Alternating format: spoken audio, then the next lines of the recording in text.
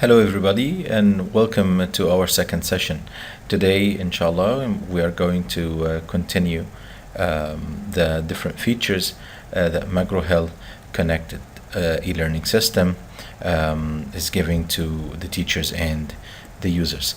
Today we're going to talk about the Teacher Center in details. So you have here different parts of the Teacher Center. So you have the home that considers the first page of your book and chapters. You can check the different chapters of your book by clicking on the chapter. So you'll be having the different sections included in the chapter. Additionally, you will find the study guide and the assessment. Also, you can open the book from this part here. On the right side here, you can check the different contents of the chapter itself. So here you have the videos, here you have the check, and here you have the resources and the whiteboard, plus you have here the lab manager of the chapter and the sections included. On the right side you have the date, and you have the different scheduled lesson plans, the assignment due dates if there are any, and other events if you have added any kind of events, so they will appear here, plus the messages and the shared updates from your teachers, the parallel teachers and your students as well. Going to the second part here, which is the plan and present. As we mentioned before, the plan and present includes all of the chapters. So this is basically an e-folder of your book. It contains or includes all of the chapters and the sections of your book, plus the assessment as well. So by clicking on the chapter, you can, for example, chapter 1, you can find the chapter overview, section 1, 2, 3, and 4, and you can find the assessment. In each chapter, you can find the lesson plans suggested by McGraw-Hill. So this is the suggested or the recommended lesson plans, and here you have your customized lesson plan if you wanted to edit the recommended lesson plan. Basically, you would be having both lesson plans, so you can use any of them whenever you need. So let's say that we are going to go to chapter 1. And here we want to check section 1, for example. By clicking on section 1, you can find the section 1, which is methods of science. Here you have the content of the lesson plan. So you have an introduction, you have teach or the teaching part, you have a quick demo after the teaching part, you have the assessment part, and finally you have the answers of the assessment. So you can expand them all or collapse them all. So by expanding the content, you can find the whole content of the lesson plan, and you can revise all of the parts of the lesson plan here. The good thing about the lesson plan, which is recommended by McGraw-Hill, is that each part is having its resources. So the part related to the introduction, you can find 2 resources here, and the teaching part is also having some resources related to the part you are teaching. So this is a brain pop or a small video that you can show to your students. This also a mini lab.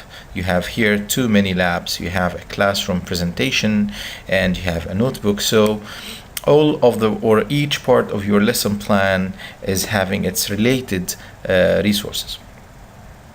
The best thing about those lesson plans, as we have mentioned in our previous video, is that these lesson plans and the content of the McGraw-Hill is basically aligned with the NGSS or the Next Generation Science Standards. Additionally, also you can find those different levels. So the lesson plan basically is designed to reach all of the levels of your students. So you have below levels or above levels or on levels. So each part of the lesson plan can target the different levels of your students. Also, it can it highlights the different learning styles of your students, and you can see them in a bold font here, like if you have a visual student, if you have here a mathematical or logical students, if you have an interpersonal type of students. So these are the different intelligence levels that are highlighted by the lesson plan, which means that the lesson plan itself is differentiated in order to reach the different levels, and also it reaches the different learning styles or different level of learning. Also here, as you can see, the resources linked to the lesson plan. Whenever you have this wheel in front of you, this means that you can open the resource separately. You can check the details, you can check the standards, and also you can download and assign. If we open this resource, for example, so it opens it in a new tab, so you can check it out, or it downloads it as you can see here. So you can open it and you can check it out.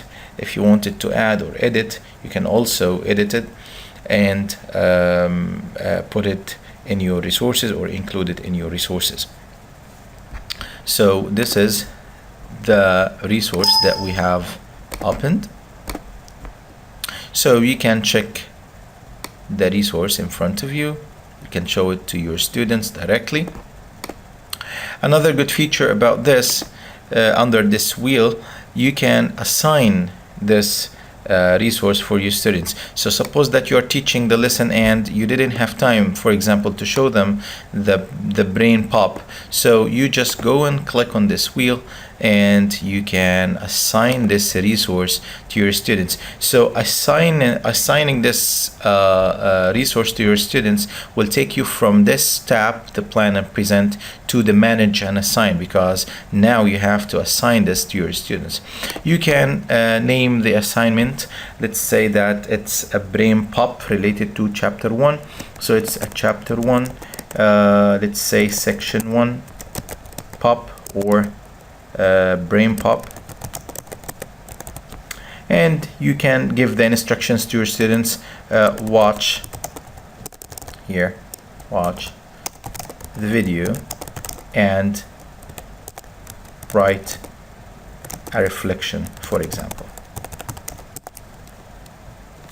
So also you can have here change the font size in order to make it somehow obvious.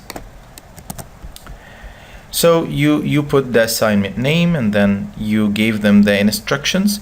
You can start the due date. Let's say that the due date is today is 24th. Let's say that I want it today, or yeah, let's say today, and I want this assignment to be done by the end of 26th. Expiration date, so let's say that it should be expired on the, let's say 29th. So you have assigned a start date, a due date, and expiry date for your resource. And as you can see, this is the resource that you have attached or assigned for your students. And then you have your student list here, and your student list if you have different classes, so you can assign it to class by class, and also you can assign it to all of your students, or you can select some of your students. And then after choosing your students, after writing the instructions and putting an assignment name, you just here click assign. And here the assignment your assignment chapter 1, which is the name that you have that you have mentioned, has been assigned to students in class, which is this class. Now you can go back. So now you have assigned your assignment, so you can go back or make a new assignment or view assignment details. So let's view the assignment details.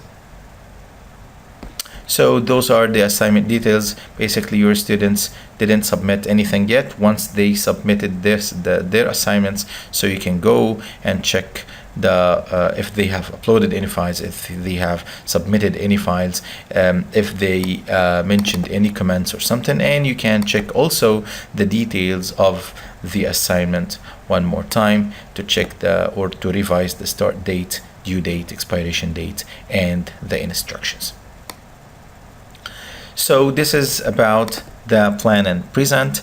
It's a very rich resource, an interactive one. It includes everything. As you can see, it's an e-folder for your book, and by opening any of those chapters, you can find the sections included in the chapter and the customized lesson plan if you have edited your lesson plan, and you can assign and check any kind of resource. Thank you very much. Next time, inshallah, we're going to go through the different and the other tabs here in details. Please, if you have any comment, post them below this video. Thank you very much.